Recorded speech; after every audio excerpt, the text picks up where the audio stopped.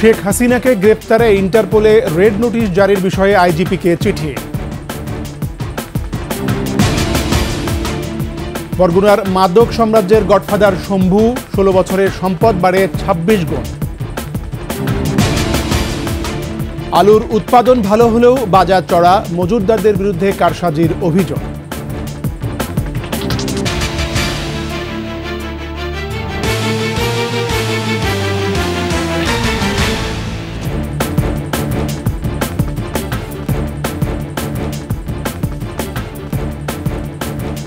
শুনছিলেন first security ইসলামী bank PLC সংবাদ শিরোনাম। আমন্ত্রণ 21 দেশের সংবাদে, সাথে আছি আমি MAG ওসমানী। দর্শক, 21 টেলিভিশনের সংবাদ একই সাথে সরাসরি দেখতে পাবেন আমাদের ফেসবুক পেজ www.facebook.com/2124 অনলাইনে। এছাড়া সাবস্ক্রাইব করতে পারবেন www.youtube.com/@21TV চ্যানেলে। সাবেক প্রধানমন্ত্রী শেখ হাসিনার বিরুদ্ধে ইন্টারপোলে রেড নোটিশ জারির বিষয়ে পদক্ষেপ নিতে আইজিপিকে চিঠি দিয়েছে চিফ প্রসিকিউটর তাজুল ইসলাম। মঙ্গলবার দুপুরে চিফ প্রসিকিউটর তাজুল ইসলাম বিষয়টি নিশ্চিত করেন। যাত্রাবাড়ী থানার ওসি জাকির হোসেন সহ 4 পুলিশ কর্মকর্তার বিরুদ্ধে গ্রেপ্তারি পরোয়ানা জারি করেছে ট্রাইব্যুনাল। ট্রাইব্যুনালের চেয়ারম্যান বিচারপতি মোহাম্মদ গোলাম মুর্তজার নেতৃত্বাধীন বেঞ্চ এই আদেশ দেন। বিস্তারিত শাকেরে আরজুর প্রতিবেদনে।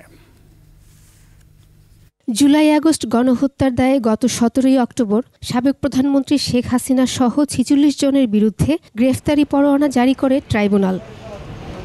এরপর গত রোববার শেখ হাসিনা সহ জুলাই আগস্টের গণহত্যার জড়িতদের দেশে ফিরিয়ে আনতে ইন্টারপোলের রেড নোটিশ জারি করতে যাচ্ছে সরকার, এমন তথ্য জানান আইন উপদেষ্টা আসিফ নজরুল।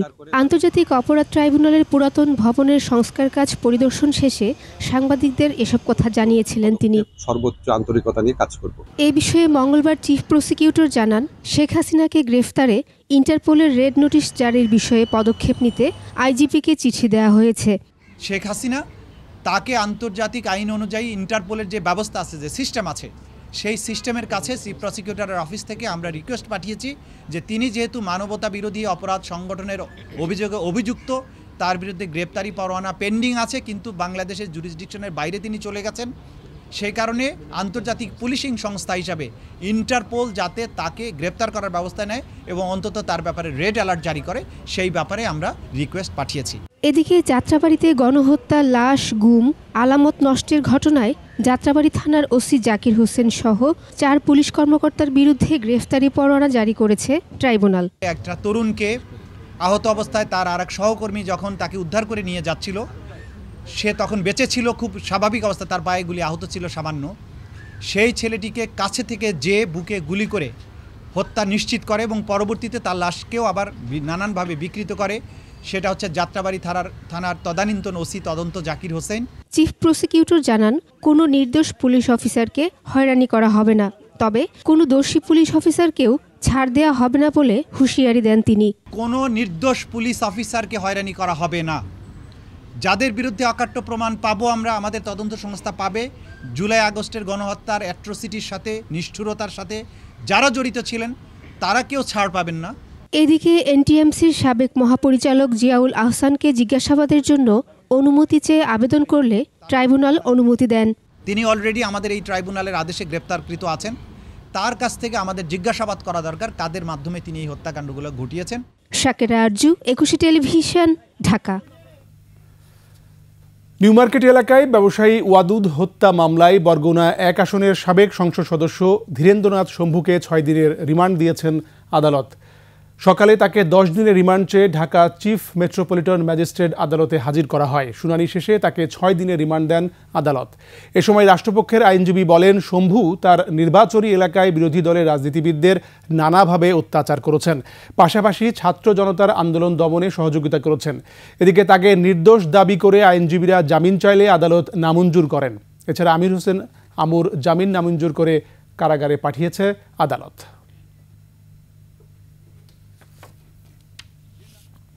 তাকে এজাহারভুক্ত আসামি হিসাবে আজকে তদন্তকারী কর্মকর্তা আজকে আদালতে এনে তার জন্য 10 দিন রিমান্ড প্রার্থনা করেন। বিজ্ঞ আদালত উভয় পক্ষের বক্তব্য শোনার পর তার বিরুদ্ধে 6 দিনের রিমান্ড মঞ্জুর করে তাকে তদন্তকারী কর্মকর্তার হেফাজতে প্রদান করেন। ঘটনাস্থলে তিনি ছিলেন না, এবং এই মামলার সাথে সম্পৃক্ত কোনো বিষয়বস্তুর সাথেও তিনি ছিলেন না। তাকে এই মামলায় শুধুমাত্র রাজনৈতিকভাবে হয়রানি করার জন্য নেওয়া হয়েছে। তিনি সম্পূর্ণ নির্দোষ এবং নিরপরাধ। সরকারি জায়গা দখল করে বাড়ি, স্বগোত্রীয়দের জায়গা দখল করে করেছেন পুকুর, এমনকি দখল করেছেন ইট ভাইটার জায়গাও। ধীরেন্দ্র দেবনাথ শম্ভু ছিলেন বরগুনার সব কিছুর হর্তাকর্তা। ছেলে সুনাম দেবনাথকে দিয়ে নিয়ন্ত্রণ করতেন মাদক বাণিজ্য, কায়েম করেন চাষের রাজত্ব। নির্বাচনী হলফনামাতেই 16 বছরে তার সম্পদের পরিমাণ দাঁড়িয়েছে 26 গুণ।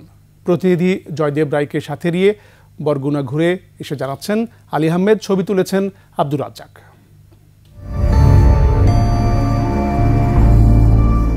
শিল্প কারখানা, দালান কোটার চাকচিক্য না থাকলেও শান্তির জনপদ ছিল দেশের দক্ষিণাঞ্চলের জেলা বরগুনা। গত 16 বছর সেই শান্ত জনপদে অশান্তির ছায়া হয়ে কালো মেঘে ঢেকে দেয় বরগুনা 1 আসনের সাবেক সংসদ সদস্য ধীরেন্দ্র দেবনাথ শম্ভু। শহরের পশ্চিম বরগুনা এলাকায় উপজেলা পরিষদের নাকের ডগায় তাদেরই ৪৫ শতক জমি দখল করে বাড়ি নির্মাণ করে শম্ভু। তিনি যখন এই বরগুনাতে থাকতেন, এই বাসভবনেই থাকতেন। এটিও আসলে তার দখল করা জায়গা বলে অভিযোগ রয়েছে। শুধুমাত্র তার এই বাসভবনই নয়, আরও অনেক জায়গা জমি দখলেরও অভিযোগ রয়েছে তার বিরুদ্ধে। উপজেলা পরিষদের যে জমি, এখানে উনি কিছু অংশ দখল করে পুকুর ভরাট করে বাড়ি করেছেন। আমরা আমাদের জায়গা পুনরুদ্ধারের জন্য সর্বোচ্চ চেষ্টা করি। বাড়ির পাশেই হিন্দুদের সম্পত্তিও ছাড় দেয়নি সে। আমি সরকারি খাজনা দিই, তাহলে আমার নামে তাহলে থাকা সত্ত্বেও আমি আমার এই জায়গায় ফয়সালা পাইনি। এও কয় যেন এমন কিছু হয়ে যাইবে, জেলে পড়ছি যাবি তোরা। একটু এগোতেই লাকুরতলা মহাসড়কে ভয়ভীতি দেখিয়ে নামমাত্র মূল্যে জায়গা নেয়ার অভিযোগও রয়েছে শম্ভুর বিরুদ্ধে। আর সদর উপজেলার গৌরীচন্না ভূতমারা এলাকায় একজনের ইটভাটার 15 একর জায়গা দখল করে শম্ভু।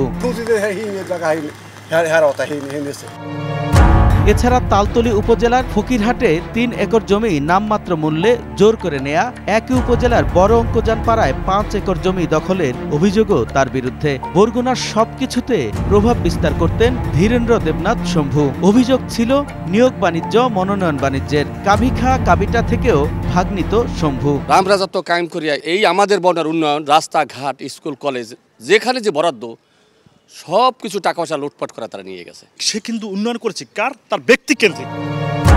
এলাকায় তার ছেলে সুনাম দেবনাথও গড়ে তুলেছিলেন ত্রাসের রাজত্ব। আলোচিত নয়ন বন্ড সহ কিশোর গ্যাং ও মাদকের মূল হোতা বলে পরিচিত ছিল সুনাম। নয়ন বন্ডের গ্যাং হত্যা করে রিফাত শরীফকে।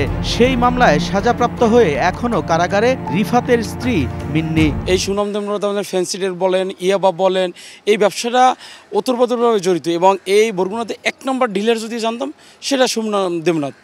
আমি আপনার কিছু তথ্য দিই, এই বরগুনাতে নয়নবন তৈরি হয়েছিল, এই নয়নবন তৈরি করছে এই সুনাম দেবনাথ। প্রভাব বিস্তার করে ধীরেন্দ্র দেবনাথ শম্ভু বরগুনার পাশাপাশি রাজধানীর বিভিন্ন জায়গায় সম্পদ গড়েছে। এ বিষয়ে থাকতেন কে ওনারা? ওর ফ্যামিলি থাকতো। অভিযোগ আছে ভারতে রয়েছে তার বিপুল সম্পদ। 2008 সালে দাখিল করা হলফনামায় আইন পেশায় আয় দেখানো হয় 2,10,000 টাকা। 2014 সালে 24,81,000 আর 2018 সালে পেশা দেখানো হয় ব্যবসা, আয় 55,38,000 টাকা। দ্বাদশ জাতীয় সংসদ নির্বাচনে হলফনামায় নিজের নামে ব্যাংক অ্যাকাউন্টে জমা দেখান 3,30,00,000 টাকা। সঞ্চয়পত্র ও স্থায়ী আমানত 67,47,000 টাকা। স্ত্রীর নামে ব্যাংকে আছে 15,83,000 টাকা। 5 আগস্টের পর আত্মগোপনে থাকা শম্ভুকে 11 নভেম্বর উত্তরা থেকে গ্রেপ্তার করে পুলিশ। আলী আহমেদ, 21 টেলিভিশন, বরগুনা। যৌক্তিক সংস্কারের পর দ্রুত নির্বাচন দেওয়ার জন্য অন্তর্বর্তীকালীন সরকারের প্রতি দাবি জানিয়েছেন জামাতের কেন্দ্রীয় নেতারা। সকালে মেহেরপুরে রোকন সম্মেলনে বক্তারা আরও বলেন, এই সরকারের কাছে এ বিষয়ে 10 দফা দাবিও পেশ করা হয়েছে। আন্দোলনে আহতদের সুচিকিৎসার জন্য কাজ করছে জামাত। এ সময় জামাতের রোকনদের এখন থেকেই কাজ করার আহ্বান জানান তারা। অনুষ্ঠানের প্রধান অতিথি ছিলেন কেন্দ্রীয় কমিটির নির্বাহী সদস্য মোবারক হোসেন।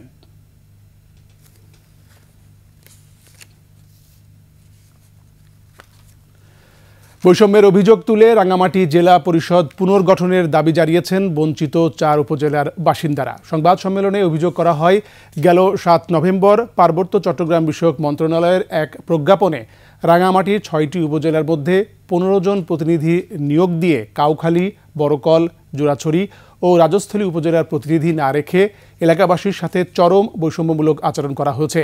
এ সময় জনপ্রতিনিধিত্বমূলক সদস্য নিয়োগ দিয়ে নতুন করে প্রজ্ঞাপন জারির দাবি জানানো হয়।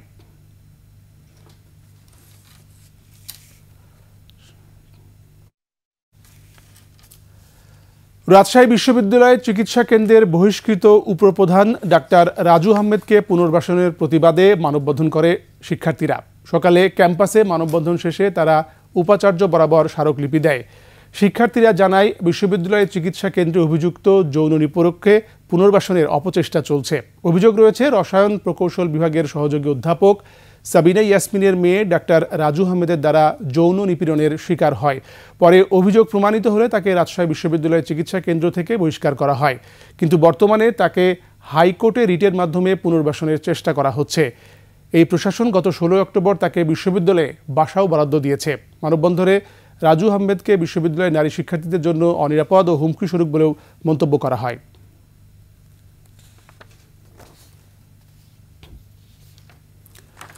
মেহেরপুরে অস্ত্রসহ সোহাগ হোসেন নামে এক যুবককে আটক করেছে যৌথ বাহিনী। পুলিশ জানায়, গোপন সংবাদে রাতে মুজিবনগরের মোনাখালী পূর্বপাড়ায় অভিযান চালিয়ে তাকে আটক করা হয়।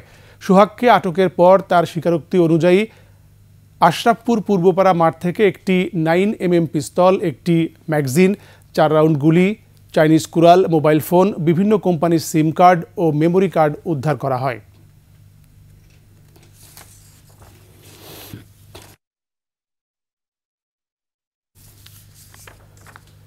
যশোরের ঝিকরগাছায় পিয়াল হাসান হত্যায় জড়িত অভিযোগে 2 জনকে আটক করেছে র্যাব। সকালে সংবাদ সম্মেলনে র্যাব কর্মকর্তারা জানান, গত 9 নভেম্বর ঝিকরগাছা বাজারে পিয়াল হাসানকে কুপিয়ে হত্যা করে অভিযুক্তরা। এ ঘটনায় নিহতের পিতা কিতাব আলী ঝিকরগাছা থানায় হত্যা মামলা করেন। 11 নভেম্বর রাতে খুলনার চুকনগর থেকে শামীম রেজা ও ঝিনাইদহের মহেশপুর সীমান্ত দিয়ে ভারতে পালিয়ে যাওয়ার সময় মেহেদী হাসানকে গ্রেপ্তার করা হয়। আটক 2 জনকে ঝিকরগাছা থানায় হস্তান্তর করা হয়।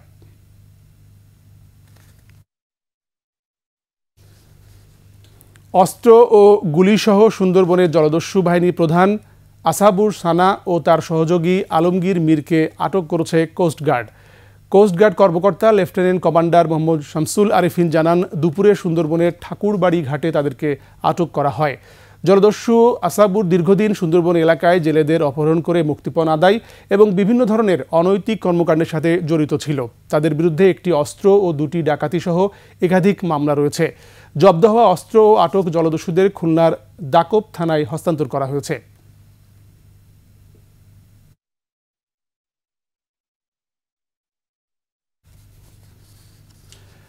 রংপুর বেগম রোকেয়া বিশ্ববিদ্যালয়ের 3 শিক্ষার্থী আহতকে কেন্দ্র করে ঘটনায় সড়ক অবরোধ করেছে শিক্ষার্থীরা। পুলিশ জানায়, মোবাইল ফোনের দোকান থেকে শিক্ষার্থী মাহাদি ফোন কেনে। কিছুদিনের মধ্যেই ফোনে সমস্যা দেখা দেয়। পরে 2 সহপাঠীকে নিয়ে ফোন পরিবর্তন করতে চাইলে দোকানের মালিক দেবে না বলে জানিয়ে দেয়। এক পর্যায়ে তাদের 3 জনকে মারধরও করে। এই ঘটনা জানাজানি হলে বেরোবির শিক্ষার্থীরা প্রেস ক্লাবের সামনে এসে সড়ক অবরোধ করে বিক্ষোভ শুরু করে। পরে আইনশৃঙ্খলা বাহিনী ও বেরোবির প্রক্টর পরিস্থিতি নিয়ন্ত্রণে আনে। এই ঘটনায় রংপুর প্রেস ক্লাব মার্কেট বন্ধ রেখেছে ব্যবসায়ীরা। প্রায় শেষ, তার মোবাইল যত টাকায় নিয়েছে দোকানদার ফেরত দেবে। মুন্সিগঞ্জ ও জয়পুরহাটে আলুর উৎপাদন লক্ষ্যমাত্রার কাছাকাছি। এই 2 জেলায় হিমাগারে আছে 3,31,000 টন। তারপরও বাজার চড়া। মৌসুম সময়ে 1500 টাকায় কেনা 60 কেজির বস্তা হিমাগারেই বিক্রি হচ্ছে 3,500 টাকায়। ক্রেতারা বলছেন, কারসাজি করে দাম বাড়াচ্ছে মজুতদাররা। মুন্সিগঞ্জ প্রতিনিধি মোহাম্মদ সাইফুর রহমান টিটু ও জয়পুরহাট প্রতিনিধি SM শফিকুল ইসলাম। তথ্য ছবিতে ডেস্ক রিপোর্ট। মুন্সিগঞ্জে খুচরা বাজারে আলু বিক্রি হচ্ছে 65 থেকে 70 টাকা। গেল বছর এ সময়ে দাম ছিল 40 টাকা।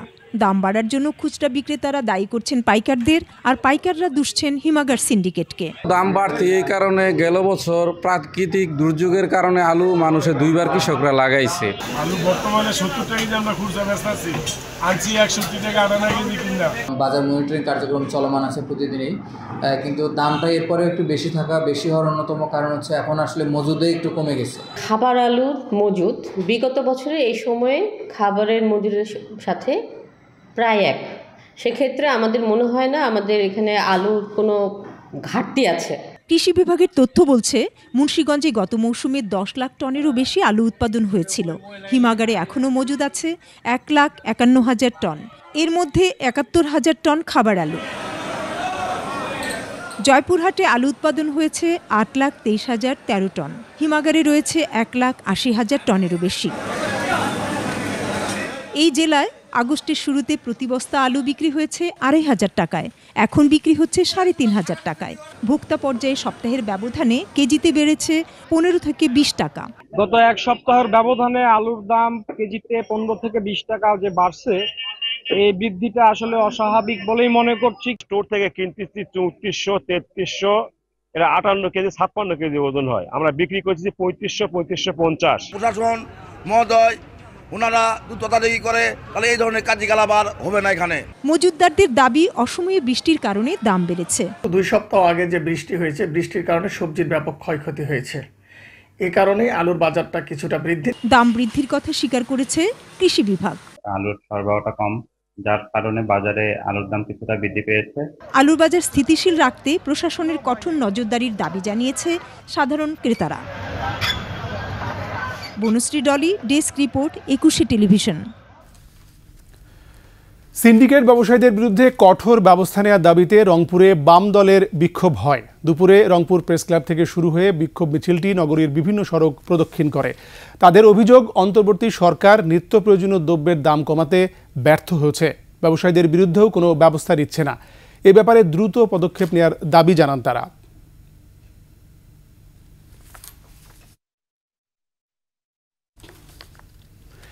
শেষ করছি 21 দেশের সংবাদ। যাবার আগে ফার্স্ট সিকিউরিটি ইসলামী ব্যাংক পিএলসি সংবাদ শিরোনামগুলো আরও একবার। শেখ হাসিনাকে গ্রেপ্তারে ইন্টারপোলে রেড নোটিশ জারির বিষয়ে আইজিপিকে চিঠি। বরগুনায় মাদক সাম্রাজ্যের গডফাদার শম্ভু, 16 বছরে সম্পদ বাড়ে 26 গুণ। আলুর উৎপাদন ভালো হলেও বাজার চড়া, মজুতদারদের বিরুদ্ধে কারসাজির অভিযোগ।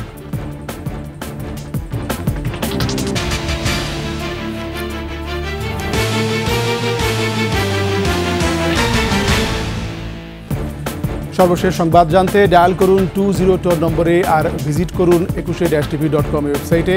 ফেসবুকে ভিজিট করতে পারেন www.facebook.com/2124 অনলাইনে। এছাড়া সাবস্ক্রাইব করতে পারেন www.youtube.com/@21etv চ্যানেলে। এতক্ষণ সঙ্গে থাকার জন্য ধন্যবাদ। পরবর্তী সংবাদ সন্ধ্যা 7টায় দেখার আমন্ত্রণ রইল। 21-এর সাথেই থাকুন।